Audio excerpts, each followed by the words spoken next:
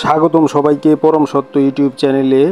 পরম সত্য ইউটিউব চ্যানেলের আজকের এই ভিডিওতে আমরা মহাগ্রন্থ কোরআনের ৪৭ নং সূরা মুহাম্মদের ১ এবং ২ নং আয়াতের তাফসির আলোকপাত করব।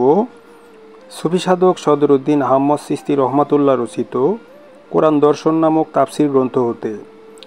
প্রথমে আমরা জেনে নেই সূরা মুহাম্মদের ১ এবং ২ নং আয়াতে কী বলা হয়েছে। ১ নং আয়াতে বলা হচ্ছে, যাহারা কুফরি করে এবং আল্লাহর পথ হইতে ফিরাইয়া রাখে তাহাদের কর্মসমূহ অধিক বিভ্রান্ত করে তাদেরকে।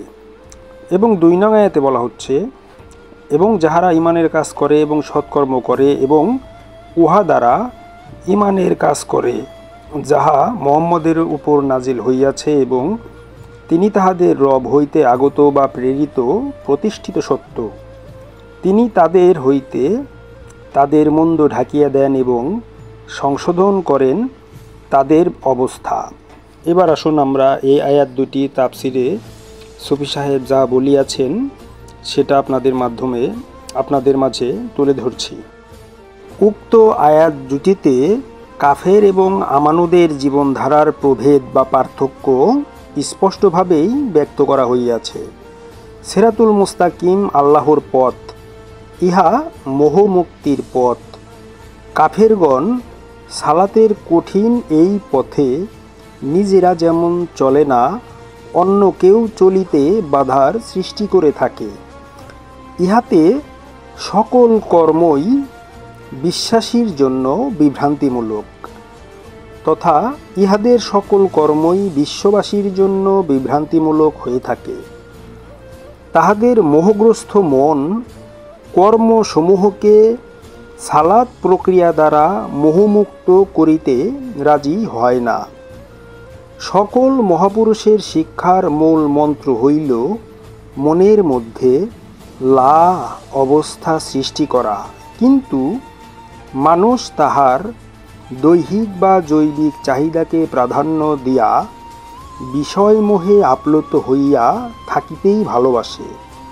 এই রূপে তাহারা বিশ্বময় ব্যাপকভাবে বিভ্রান্তি সৃষ্টি করিয়াই চলিয়াছে চিরন্তনভাবে সর্বযুগে। অপরপক্ষে সৎকর্মশীল আমানুগণ, যাহারা উপস্থিত মহানবী মুহাম্মদ আলাইহি সালাতু ওয়াসসালামের ওপর যাহা নাজেল হইয়াছে সেই ধারায় ঈমানের কাজ করে, তাহাদের চরিত্র হইতে সকল মন্দ তিনি ঢাকিয়া দেন। এই রূপে তাদেরকে সংশোধন করিয়া শুদ্ধ মানুষে পরিণত করেন। মহানবী আলাইহি সালাতু ওয়াসসালাম রব হইতে আগত প্রতিষ্ঠিত সত্য।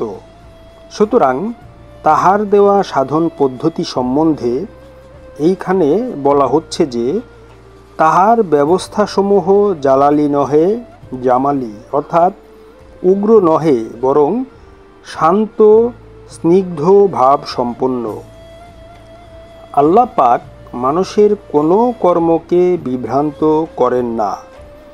আসলে মানুষ নিজেই আল্লাহর আদেশ অমান্য করিয়া আপন কর্মের উপর বিভ্রান্তি আনয়ন করিয়া থাকে।